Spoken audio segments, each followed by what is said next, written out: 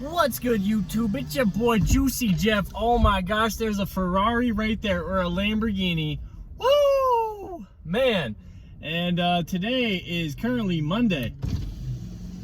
Oh man, those things sound so nice. Oh man, it is Monday and I just worked. I got off a little early, praise the Lord, because I'm already at almost 30 hours and it's only Monday, guys. So how crazy is that? The pay period starts on Friday though and ends on Thursday every week. But I just went to Filiberto's and I got myself 2 bean tostadas. I got myself a large horchata with easy ice. If you don't request easy ice, then you're gonna be drinking half ice and half horchata. And who wants that? You know what I mean? But anyway, guys, it's a great day. I'm very hyped and excited today. And I dodged a bullet today, guys, because I'm not gonna lie. Right after work, I drove down to Cottonwood at the car lot. One of the car lots there has a Honda Element for sale, and they're asking $4,900, and it's almost got 200,000 miles on it, so that's a pretty red flag for me. But they do last a while. If it's well taken care of, a Honda Element can last for 300,000 easily. And so I went down there and I test drove it, and I got all excited about it. And I was like, oh, well, this is great. You know, I could just buy this Element for $4,000 or whatever, and it'll probably be, you know, pretty reliable. And then just hold on to the Prius too, and just have 2 cars, man. You know, I could just find a unit, park this car in it, or I could, you know, I don't know, guys. I don't know why I do things, you know what I mean? So I went there and I was this close to buying this Element just because I wanted the Element.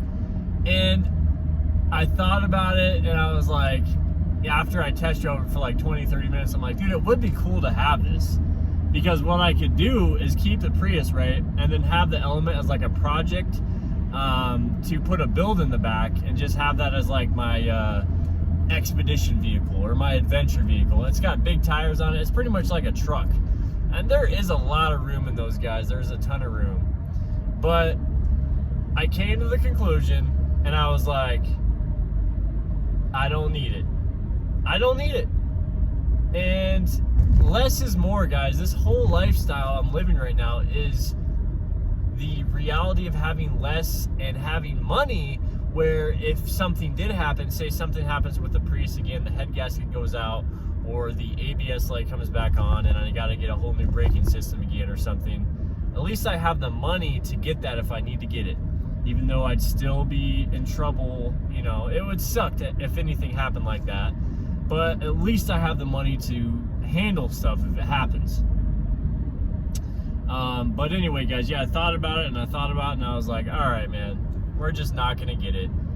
And then after hopping back in the Prius and driving off the car lot, I was like, a nice sigh of relief. I was like, man, this is a nice car. You know, this 2012 Prius, even though it's had its issues and its potential issues, but this car drives like a dream. It's a great little car. I love this car, and quite frankly, I laid in the back of the Element that I was looking at, guys, and I could barely fit with the seat moved all the way forward, completely stretched out. I could fit comfortably, but it was barely, you know. And this one, I actually have more room lengthwise for my feet, which is actually amazing. So that's what happened, man. I went and looked at an Element, and they're awesome. They're awesome cars. I can see why there's a following for them. But it was a 2004, almost 200,000 miles. It had a rebuilt title, so it's been in some sort of accident, but you could tell the body was straight. There was no like motor damage or front end damage. But it did drive. The steering was a little off on it. I won't lie about that. So the steering was like, your wheel's supposed to be straight. The wheel was like tilted to the side, and that was straight for driving it. But it was fun, you know, it was a fun experience. And the reality is, guys, every car, even new cars, you have to maintain them and you have to do the maintenance, and every car has its problems. There's just no way around it, guys. And not to mention, there's always stress in life. That's another thing I'm realizing, guys. No matter what you do, you're always going to have some sort of stress. And that's like what I'm trying to do, is just get a backup vehicle in case this vehicle has problems. I think it would be cool to have a backup vehicle, but the stress of having 2 vehicles living this kind of life, guys, just isn't worth it, because what I would have to do is get a storage unit, and I'd have to store a car in a unit, because I don't want to risk parking it on the streets in certain places. Because another thing about the Element I was looking at, guys, is the catalytic converter, I think, was stolen off of it because it had a brand new catalytic converter. So if I would have got the Element, I would have had the 2 #1 cars that are targeted for catalytic converter theft. That would be pretty crazy, you know, to have both those cars.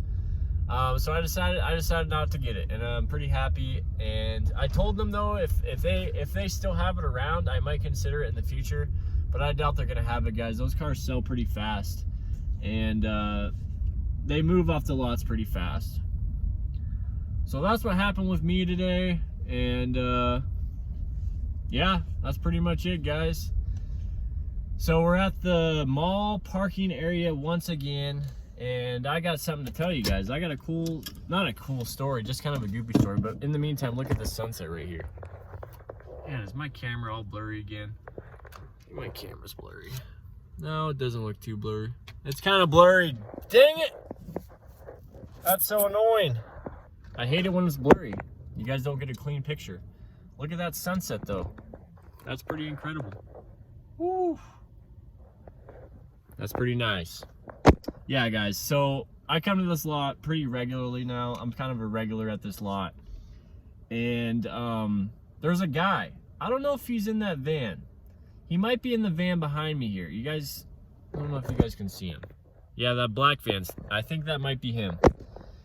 And I was here the other night. I was over there at it's all one big lot, you know. I got a lot behind me, got a lot in front of me here. It's all like the same lot, right? And I'm just chilling. It's like 8:30, almost 9. It's definitely dark out. I'm laying in the back. I got my window covers up. I'm just, you know, watching YouTube, chilling, basically. And I hear this guy walking around my car. And so I get up, and I'm like, I look out my window, and I see him there, like right in front of me. This guy's right here. Some old dude, you know, hunched over, smoking a cigarette. And he's like, there's no overnight parking here.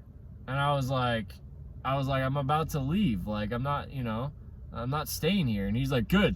And then he just walked off. And that was a couple nights ago. And I was really like, damn, man, I'm glad that I'm able to, you know, keep my cool. Because I was going to ask him if he's the police. I was going to ask him if this is his parking lot or if he owns any of the businesses here.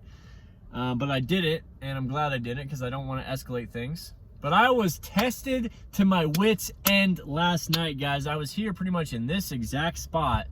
There was a nice Mercedes van life guy right next to me on my left. There was another, like, you know, Ram ProMaster van life guy on my right. And we were just posted up, chilling. You know, I just accept the fact now, guys, that van lifers park by nomads. And nomads don't want to be bothered by van lifers. But it is what it is. I don't really get mad anymore. It is what it is, man. We're all trying to enjoy the world. You know what I mean? If that makes sense. But anyway, I'm sitting here eating my sushi, enjoying my evening, and I see the guy, the same guy from the other night. I know it's him because no one else would do this. This is how you know this guy's a psychopath. He walks out of the bushes right here, and I can see him. He's smoking a cigarette again, and he's just staring at us, like me and the other van lifers. And then he walks up to pretty much me and the van lifer on my left. And then he stands right in front of his van, and he's smoking a cigarette, just looking in the van, just maybe 2 feet from it.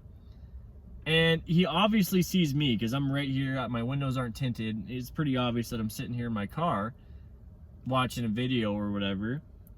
And then after a few minutes of staring in that van like an idiot, he walks right over to my car, guys, and I'm not even kidding. He's standing right in front of my car, smoking a cigarette, staring at me.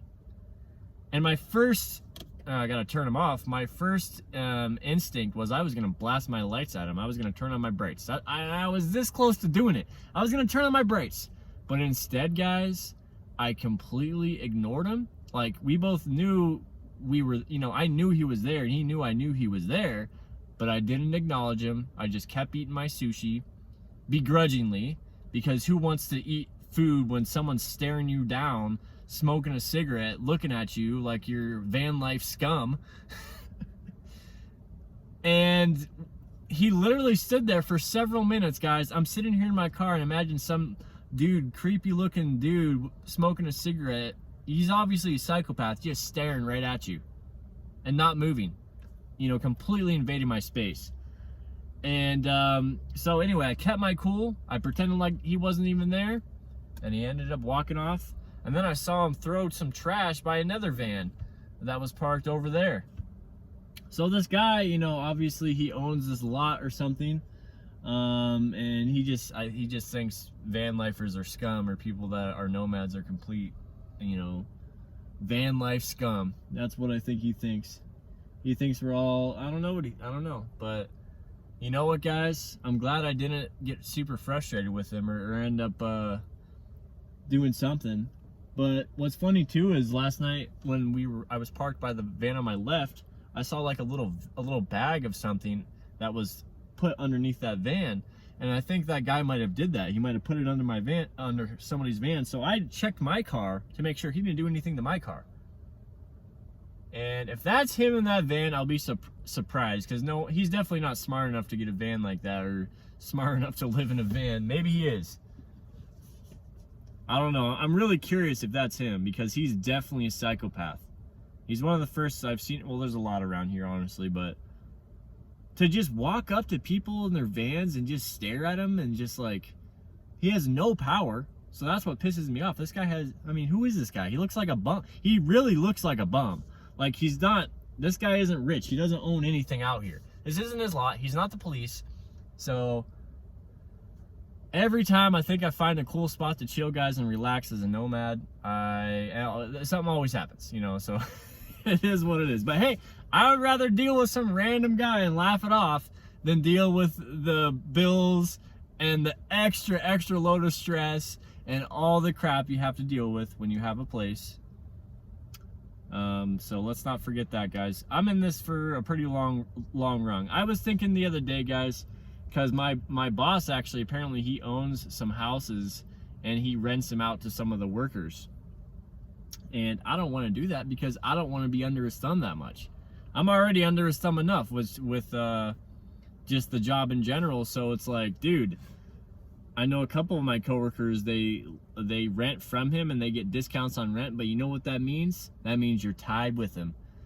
So if I ever get a place, I'm definitely not going to do it like that, guys. Some people, you probably think, oh, Jeff, take advantage of that. It's like, no, man. Even if he gave it to me for free, I wouldn't want it, because I'd be under the thumb.